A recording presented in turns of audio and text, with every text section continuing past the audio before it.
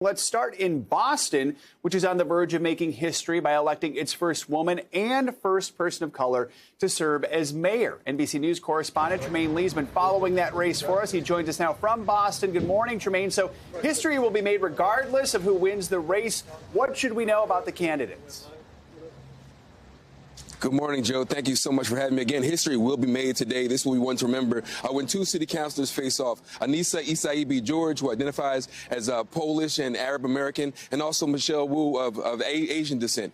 But it's more about it's about more than just a race today. It's really a showdown between Old Boston and New Boston. Old Boston, the union workers, some of the traditional machine politics have lined up behind ESSAIBI George, but a growing progressive constituency has lined up behind Michelle Wu, who are concerned about issues of social equity, rent stabilization, free public transportation. And so, again, this is about race, about gender, but it's also about new versus old. Trymaine, you mentioned some of the issues there. I mean, what are the big issues that have sort of encapsulated this race so far? You know, especially when it comes to Michelle Wu, who has been supported by Elizabeth Warren and Ayanna Pressley. She's calling for bold action on climate change, again, addressing the needs of the most marginalized in Boston in terms of that rent stabilization. But also when it comes to ESSAIBI George, support for the police, affordable homes, some of the typical kind of Democratic policy issues. But again, between the moderate wing and also the more progressive wing. Joe? And one of these candidates will become the first woman of color elected mayor, as we mentioned. But Boston's current acting mayor, Kim Janey, is an African-American woman. She, of course, got into that position after Marty Walsh went to the Biden administration. Talk to us more about how her tenure has influenced this race.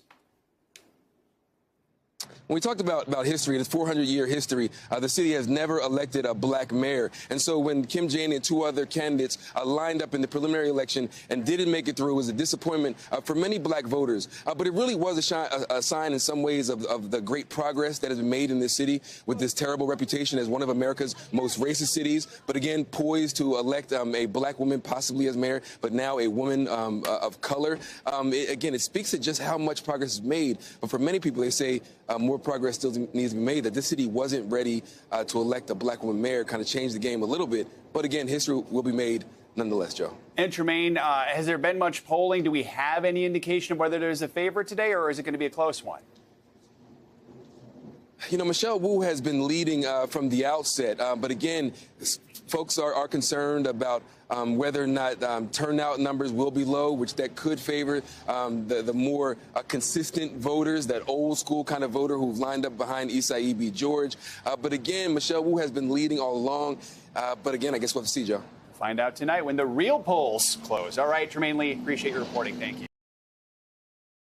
Thanks for watching our YouTube channel. Follow today's top stories and breaking news by downloading the NBC News app.